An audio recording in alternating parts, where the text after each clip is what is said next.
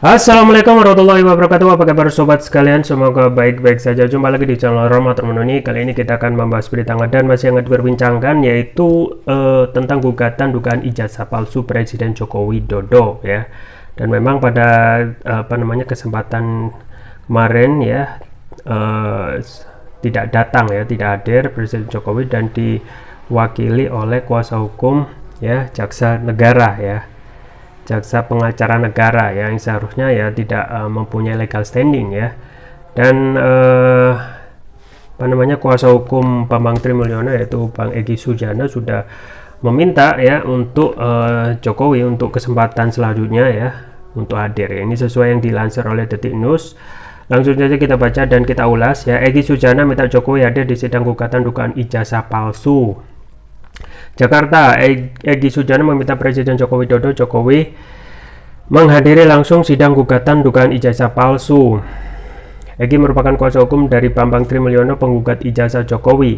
Dalam persidangan ini resmi peristiwa hukum, di mana kita semuanya dianggap sudah tahu. Satu hal yang perlu diingatkan bahwa ini persoalannya personal, pribadi Jokowi, kata Egy Sujana di dalam sidang PN Jakpus Jalan Bungur Besar Raya, Jakarta Pusat, Selasa 19 Oktober 2022. Egy mempertanyakan alasan Jokowi sebagai tergugat satu diwakili oleh Jaksa Pengacara Negara atau JPN pada Jaksa Agung Muda Bidang Keperdataan dan Tata Usaha Jam Datun Kejaksaan Agung.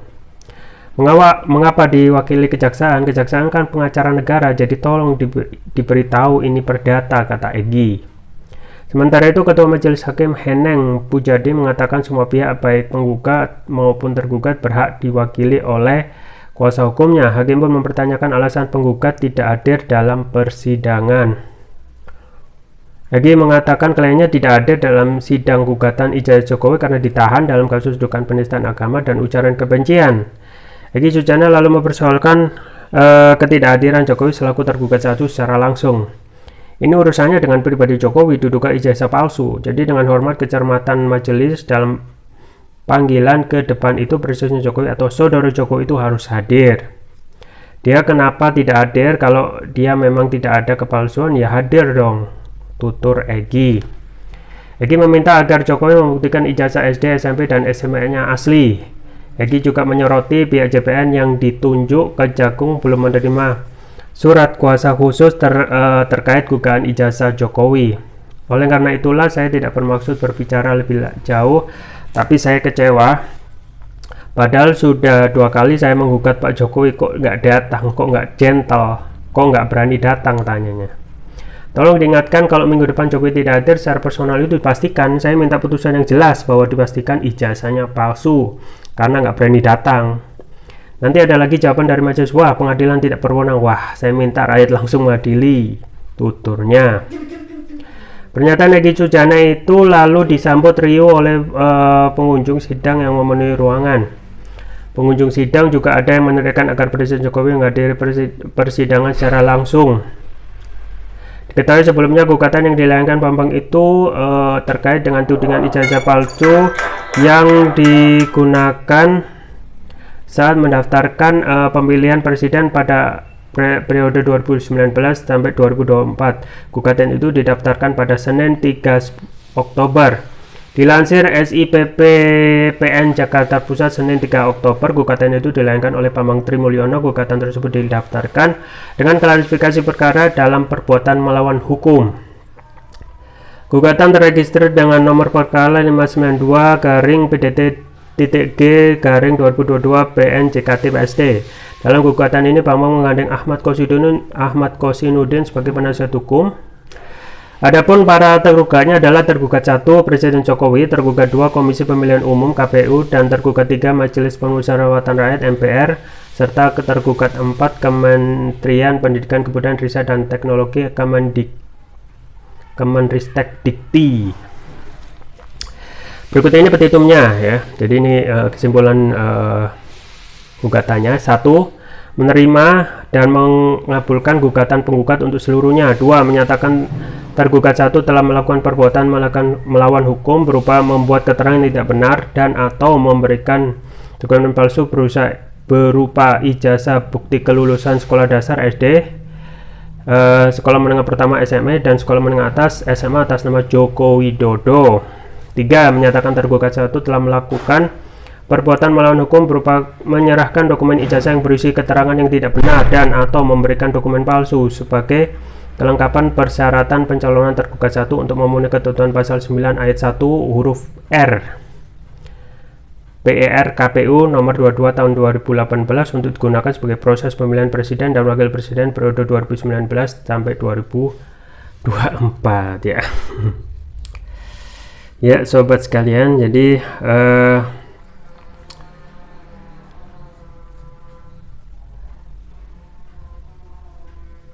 ini masih bergulir ya sobat sekalian, jadi masih bergulir. Dan pada Selasa kemarin ya 18 Oktober itu semuanya mengharapkan persoalan ini segera selesai ya, karena persoalan terkait masalah ijazah palsu itu sudah lama ya. Sudah ada buku Jokowi Undercover ya sekitar 2015 itu,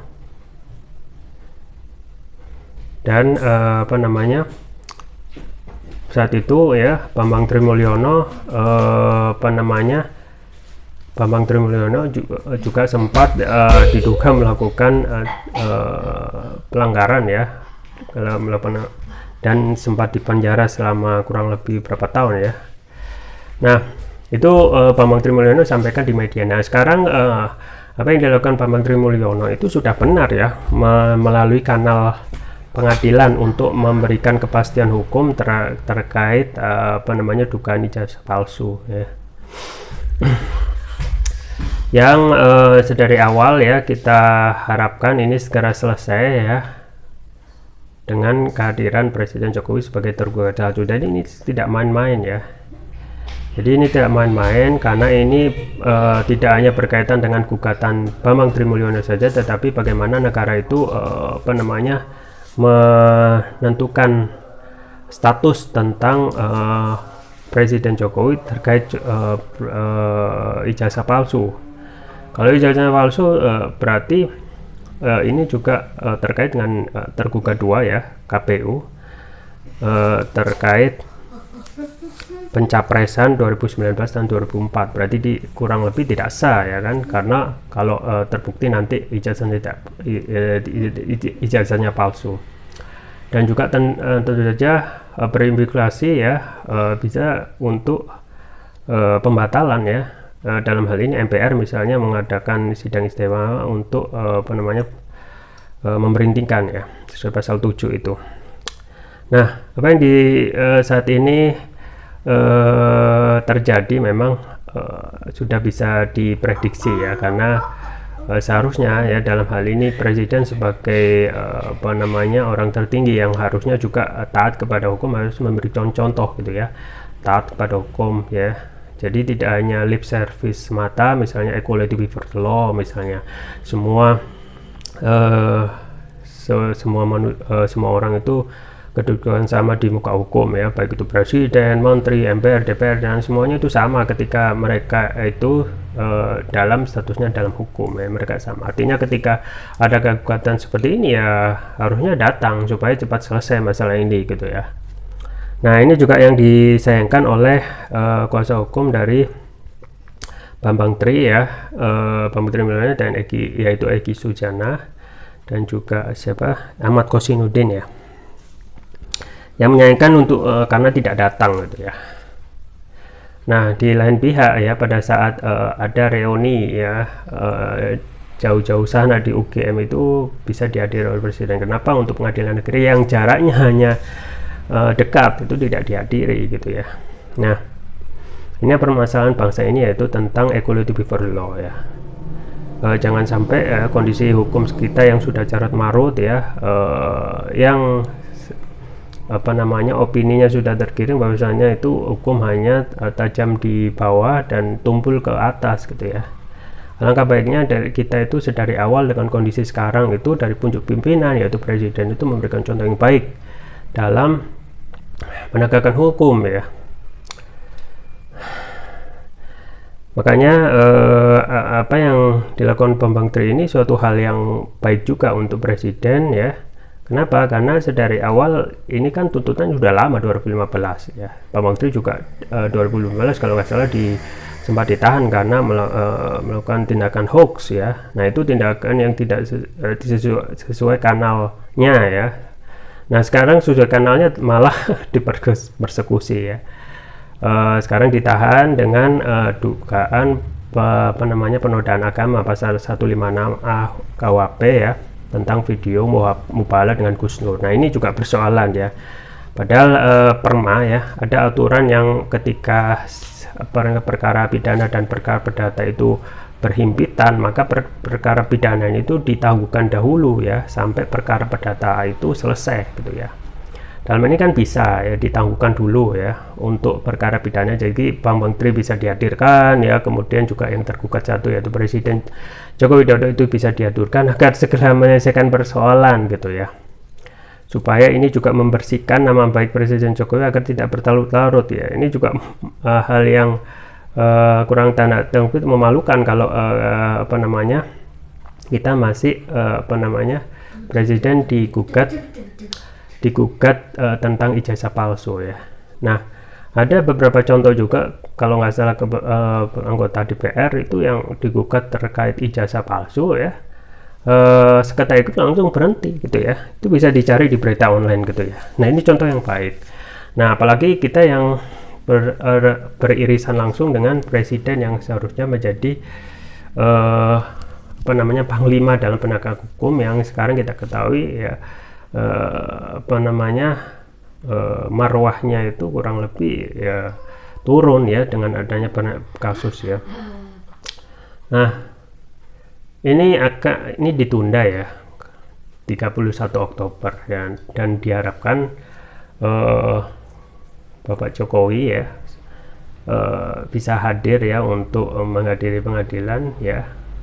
Dan yang kita ketahui ya, apa yang dicontohkan oleh beberapa tokoh misalnya Amin Rais itu sudah benar ya, perkara datang ke pengadilan menunjukkan ijazah yang asli ya, case close gitu ya, selesai ya.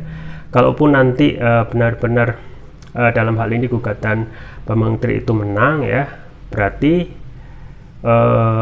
dalam hal ini ya MPR mempunyai dasar ya untuk melakukan ya tugasnya dalam hal ini untuk melakukan sidang istimewa untuk membatalkan ya sesuai pasal 7 presiden ya.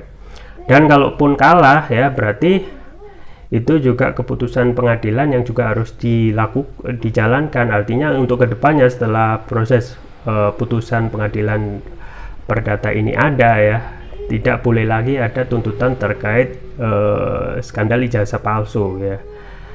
Nah ini juga disayangkan ya, juga di request oleh Egy Suzana supaya dihadirkan. Kalau enggak ya ingin putusan secepatnya bahwasanya ijazah itu memang palsu kalau tidak benar hadir gitu ya. Kalau hadir ya kalau ingin benar-benar menyelesaikan permasalahan jika hadir, kemudian menyampaikan bukti-bukti secara otentik ya, dan tentu saja ya keputusan hakim juga harus objektif gitu ya. Bukan karena kepala negara ya presiden maka didahulukan gitu, atau ada putusan ya misalnya pengadilan negeri tidak mempunyai wewenang. Nah ini persoalan juga gitu ya. Nah persoalan juga karena hancurnya suatu negara itu ya, karena keadilan itu tidak ditegakkan seadil-adilnya ya. Karena juga hukum itu ya hanya tajam ke rakyat bawah dan tumpul ke para pejabat gitu ya, para penguasa. Nah ini tanda-tanda bahwasanya hukum itu sudah hancur lebur gitu ya, dan tidak dipercaya lagi oleh rakyat. Nah ini kan sekarang sudah membangun kita itu ya, nilai kepercayaan terhadap penegak hukum ini kalau tidak mau terpuruk lagi ya mulai dari atas gitu ya, segera menyelesaikan ya.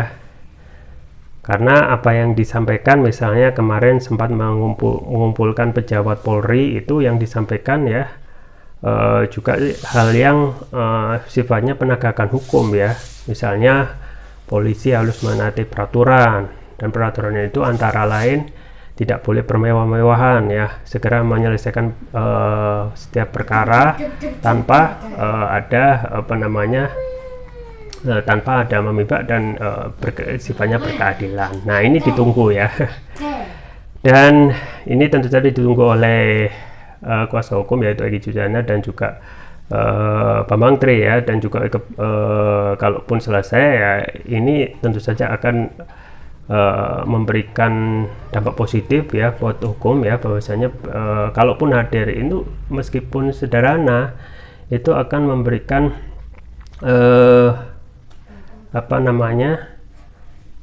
penilaian positif dari rakyat bahwasanya sebenarnya benar ya, bahwasanya equality before the law itu benar-benar dijalankan, bukan hanya lip service semata, artinya setiap orang itu mempunyai kedudukan yang sama di muka hukum gitu ya. Baik, kita tunggu perkembangan selanjutnya, apakah benar-benar bisa dihadirkan ya, ataupun kalau kuasa hukum ya bisa saja sebenarnya tidak melangsungkan, tetapi itu kurang gentle ya, kata Egy Sujana ya. Seharusnya bisa datang sendiri, toh pengadilan negeri nggak jauh-jauh amat dari Istana Negara ya. Itu yang bisa saya sampaikan, semoga bermanfaat. Jangan lupa like, share, dan subscribe. Sampai jumpa lagi. Wassalamualaikum warahmatullahi wabarakatuh.